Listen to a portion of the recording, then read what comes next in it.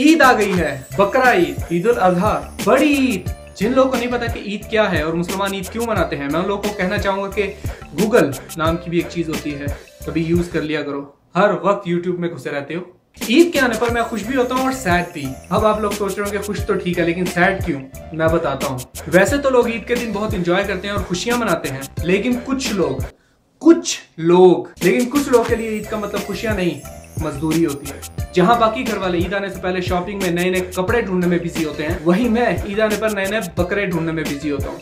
ईद से एक हफ्ता पहले बकरा मंडी के चक्कर शुरू। कभी मुझे बकरा पसंद नहीं आ रहा और कभी बकरे को मैं पसंद नहीं आ रहा। मर के अगर बकरा ले भी आए तो उसके बाद भी आराम करने का टाइम नहीं मिलता।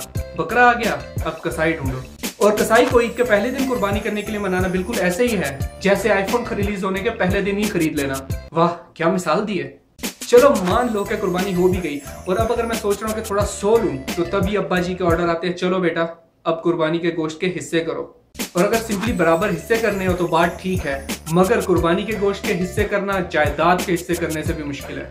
कलेजी अब्बू के लिए, चांपे बारबेक्यू के लिए, सिरी मासी के लिए, मगज घर के बुजुर्गों के लिए, रान डीप फ्रीजर में, भाई रिश्तेदारों के लिए स्पेशल फरमाइश पर, और खाल इमरान खान के लिए गो नवाज गो, गो नवाज गो। और बाकी जो बचा वो गरीबों के लिए, आखिर उनको भी खुशियां मनाने का हक है। और अगर अब आप सोच रहे हैं कि फाइनली हिस्से होने के बाद अब मैं थोड़ा सा सो लूंगा, तो आप गलत हैं। अब इस गोश्त को बांटेगा कौन? आपके पड़ोसी? आंटी फरजाना को भी दे दिया, आंटी शगुफ्ता को भी दे दिया, अंकल तारिक का भी हो गया, अंकल वलीद को भी दे दिया है, तो ये किसका बाकी बच गया? अंकल साबिर को दे दिया है ना गोश्त, दे आया हूं। फिर याद आया अब्बू से ईदी तो ली ही नहीं। अब्बू ईदी? कौन सी ईदी? बकरा ईद पे कोई ईदी नहीं होती। अच्छा ईदी ना दें, मजदूरी समझ के दे दें।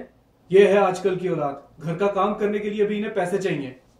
सब होने के बाद अब सोने के लिए लेटो तो बेल पे बेल, बेल पे बेल। लो जी आ गए मेहमान। दरवाजा खोला तो आगे अंकल असलम, ये लो बेटा कुर्बानी का गोश्त। लिफाफा खोल के देखा तो गोश्त नाम की कोई चीज नहीं थी, चर्बी ही चर्बी भरी हुई थी। दिल किया कि घुमा के मुंह पे मारूं, लेकिन फिर याद आया हमने भी तो यही दिया था। कोई पता नहीं उन्होंने लिफाफा चेंज करके वही गोश्त हमें वापस दे दिया हो। अब दोस्तों के साथ प्लान बना लो बाहर जाने का, तो घर वालों को उस पर भी एतराज कि ईद का दिन है, एक दिन तो कम से कम फैमिली के साथ गुजार लिया करो। जैसे पहले तो मैंने कुर्बानी अरशद पान वाले के लिए की थी, और बकरा भी उसी के लिए लेके आया था, कसाई भी उसी के लिए ढूंढा था, और गोश्त भी मैं जाके उसी के खानदान वालों को दे के आया था। खैर कोई बात नहीं, जहाँ इतने दिन ख्वारी की वहाँ एक दिन और सही। अब प्लान बनता है कि बाहर जाके बारबेक्यू किया जाए एंजॉयमेंट के लिए, लेकिन एंजॉयमेंट होती है बाकी घर वालों के लिए। मैं तो उनके लिए मुफ्त का ड्राइवर हूँ। सारा सामान उठा के गाड़ी में रखो, फिर गाड़ी ड्राइव करके लेके जाओ, फिर सारा सामान गाड़ी से बाहर निकालो, कोयलों को आग लगाओ, गोश्त को सीखों पे चढ़ाओ, और आखिर में जब एक दूर बैठा अंकल देख रहा होता है कि सारा काम हो गया है, तो सारा क्रेडिट खुद लेने के लिए वो अंकल जी उठ के आ जाते हैं, बेटा तुम जाओ मैं देख लूंगा, कोई बात नहीं मैं करता हूँ, मुझे करने दो। और ऐसे मैं एक बार फिर घरेलू दहशतगर्दी का शिकार हो गया। ईद के पहले दिन बारबेक्यू, दूसरे दिन मटन बिरयानी, तीसरे दिन कोरमा। इतना गोश्त खा खा के अपना यूरिक एसिड यहाँ से यहाँ ले जाते हैं और फिर अस्पतालों के चक्कर लगाते हैं। खैर सानू की।